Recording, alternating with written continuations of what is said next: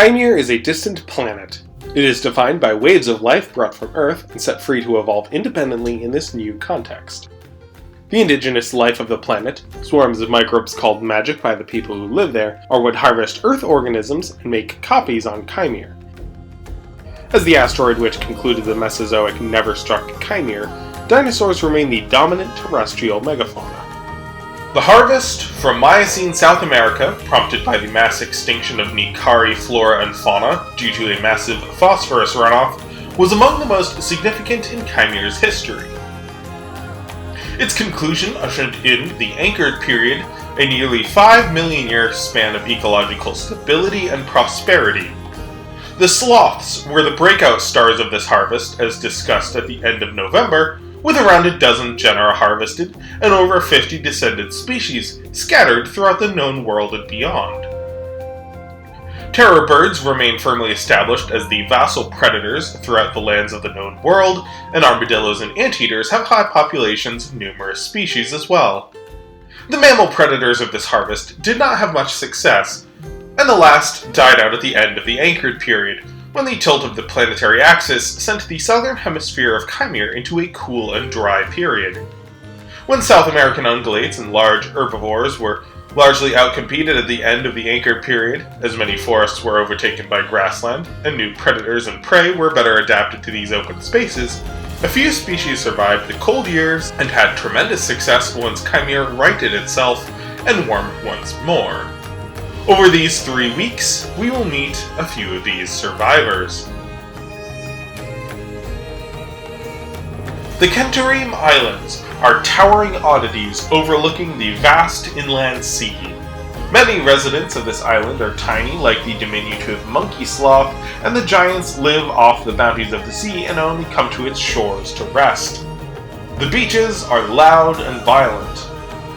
While many indigenous peoples make fortified settlements or live on rocky coasts to avoid the conflict, many choose to settle a bit inland. These jungle soils make for poor agriculture, so most Kentarim rely entirely on the sea for sustenance. The towering interior of many of these islands are therefore highly remote. For those who do venture inland, typically making their way to the peaks on sacred sites, to honor the sea and storm goddess Melrine for blessing them with a home underfoot, they will encounter strange and wondrous beasts. By far the largest of these has a surprising origin, a rodent, the all-friend Byamdan. The Byamdan originated in South America, coming from the same late Miocene harvest as a majority of Kimere's sloths. They belong to the Dinomyids, a clade of large rodents.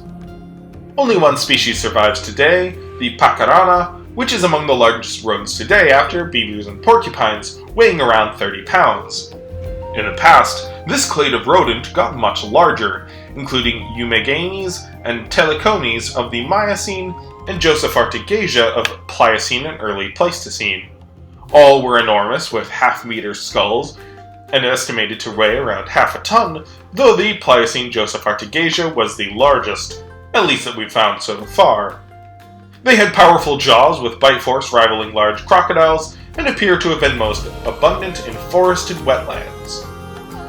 When they arrived in Kimere 6 million years ago, it was as though they were being thrown into an ecological war zone. On Earth, they had terror birds and crocodilian predators, but being semi-aquatic allowed them to evade both as needed, and their size afforded substantial protection, not to mention a formidable bite. In Kimere, not only did they have terror birds and crocodilians follow them, they were also encountered by enormous theropods. It appears that becoming more social was a favored defense, as bone beds of large herds have been found in both Arvel and Nikar. Throughout the Anchored Period, these giant rodents thrived in the wetlands. Throughout the Anchored Period, their size also increased, with the largest species weighing well over a ton. While the known world was made arid and average temperatures dropped 1.5 million years ago due to the tilt of Kimere's planetary axis, the Anchored Period ended in a mass extinction.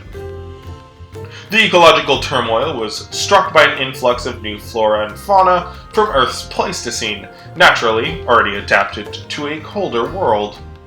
The estuarine wetlands upon which the giant Dinomyids relied shrank with the low sea levels, and many were forced upland or into competition with new beasts, such as the first hippopotamuses and new rhinos and proboscideans. A suddenly colder Arvel was the source of their endangerment, while Nikar was more impacted by wetland competition. In this less bountiful world, the large herds upon which Dinomyids relied for protection was suddenly a detriment and difficult to maintain. Once the planet tilted back to its modern position and the ecosystem supported a bounty, which meant just more competition, the giant rodents of the wetlands appear to have gone extinct. The Kentarim Islands offered a sanctuary. In the highland lakes, there were far fewer predators, and none were large enough to threaten the 1-ton rodent. Food was plentiful, especially in the fruit and tough wetland vegetation that these Dinomyids preferred. It seems that in this context, having few predators and plenty of food was the saving grace of these last Dinomyids. The highlands of the Kentarim Islands became their permanent home once the sea levels returned to modern heights. While they could pass between the islands, the channels of the inland sea currents isolated them from the mainland, and a unique species evolved. Byamdan means all friend in Kentarim, a reference to how many local animals like monkeys, small sloths, hegetotheres, thescelosaurs, turtles, and waterfowl gather around these giant rodents. As Byamdan practice alloparenting, or willing to protect and raise offspring that aren't related to them, this protective instinct even extends to other animals. It is theorized that this is present in their mainland ancestors, as seen in capybara of Earth today, and became exaggerated once there were no predators in their habitat. Local predators, such as the Kentarim red panther, avoid herds of Byamdan given their size, so animals the cat might otherwise prey upon, like thescelosaurs and hegetotheres, are protected by proximity to the Byamdan. The humor was not lost on assembly naturalists that the most abundant ungulate of the Kentarim Islands is the jabke, a hegetothere noto-ungulate, nearly the size of Earth's largest rodents, while the Byamdan is a rodent the size of Earth's largest terrestrial ungulates. While they have a reputation for harmony, it is not absolute. The social structure is of a dozen or so females, their offspring, which are born in litters of 3 or 4 pups, and a much larger male as their mate. Males are extremely violent toward each other in challenges for the herd, with gouging claws and formidable bite that can break bone.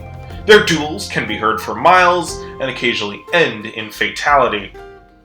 Both sexes have also attacked and killed caiman, red panther, and other predators in their environment, so aren't as peaceful as their reputation might suggest. There are rumors of similar beasts up in the highlands of Arvel on the rainy side of the mountains.